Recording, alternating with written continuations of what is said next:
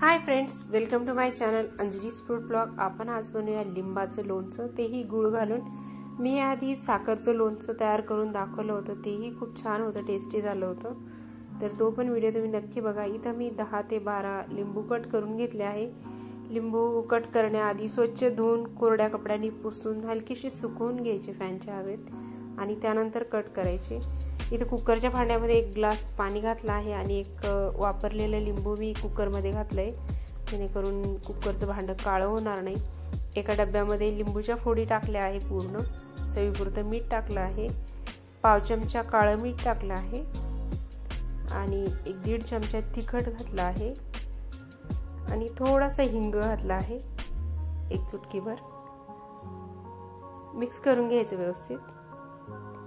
हे लोणचं फ्रीजमध्ये 2 वर्ष सुद्धा टिकतं, तर नक्की बनवून बघा। 1 वाटी गूळ घेतला आहे मी, गूळ बारीक कट करून घेतला। फक्त लोणचं करताना कुठल्या प्रकारचं पिठाच्या किंवा रव्याच्या संपर्कात येणार नाही याची काळजी घ्यायची। गूळ व्यवस्थित कट करून घेतला आणि मिक्स केला आहे डब्यामध्ये। चांगलं एकजीव करून घ्यायचं हे।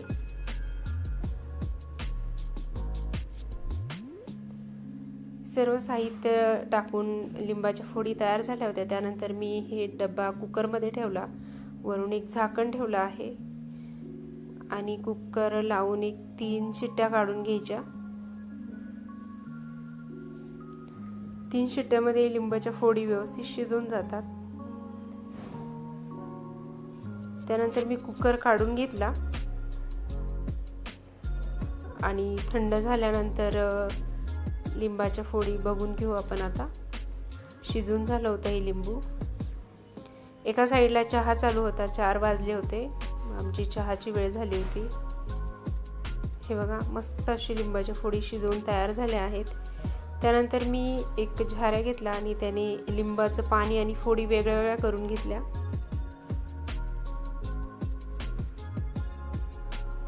पूर्ण फोडी मी एका ताटामध्ये जमा केल्या ह्या आणि हे जे डब्यातलं पाणी होतं ते एका भांड्यात टाकलं आहे। आपल्याला हे पाण्याला शिजवून घ्यायचं आहे।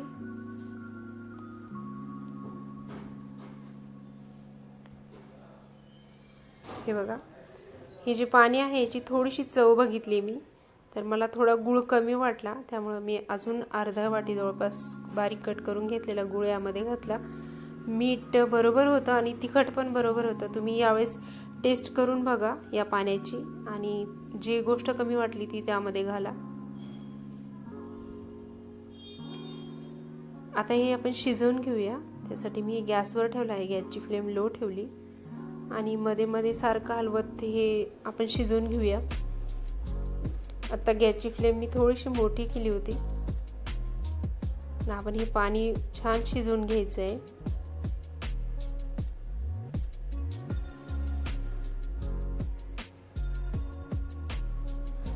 गॅसची फ्लेम मोठी करून 4-5 मिनिटांमध्ये ते पाणी शिजून जातं। त्यानंतर मी यामध्ये लिंबाच्या फोडी घातल्या आणि लिंबाच्या फोडी घातल्यानंतर 3-4 मिनिटांसाठी मोठ्या फ्लेमवर हे शिजवून घेतलं। त्यानंतर हलकासा घट्टसरपणा आला होता या लोणच्याला। हे बघा,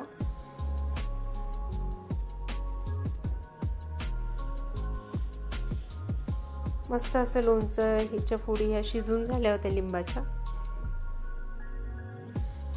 मिक्स करून घेतलं मी।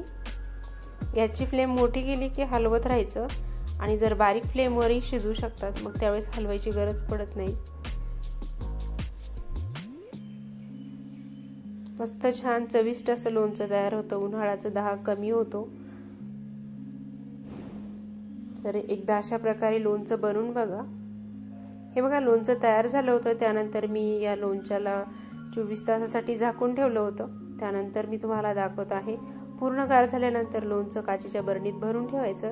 व्हिडिओ आवडला असेल तर लाईक, शेअर आणि सबस्क्राईब करा। तुमचा अमूल्य वेळ देऊन व्हिडिओ बघितला त्याबद्दल खूप खूप धन्यवाद। आपण परत भेटू पुढच्या नेक्स्ट रेसिपीमध्ये। Thank you so much.